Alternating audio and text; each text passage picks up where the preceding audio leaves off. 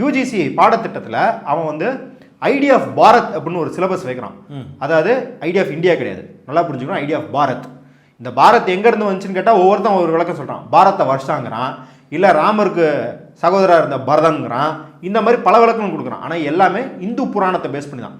இந்த idea of பாரத்தில் அவன் என்ன பண்ணுறான், பல மன்னர்கள் பற்றி பெருமை பேசிட்டு வரான். அசோகர் பெருமை 5 மன்னர்கள் நல்ல ஒரு மன்னராக பேசிட்டு போயிடறான்.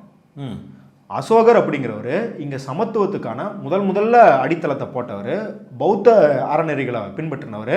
நீங்கள் வந்து இந்த அறநெறிகளை விட்டுருவோம், சாம்ராஜ்யமாக கட்டமைச்சது அட்மினிஸ்ட்ரேட்டிவாக அசோகர் எவ்வளோ பெரிய ஒரு லாங் சாம்ராஜ்யம் அந்த அளவுக்கெல்லாம் ஒரு நிர்வகிக்க முடியாது இந்தியாவில் அப்படின்ற சூழல் இருந்தபோது பண்ணவர் அப்படின்றத வரலாற்றில் பதிவு பண்ணாமல் அப்படி கடந்து போகிறான்.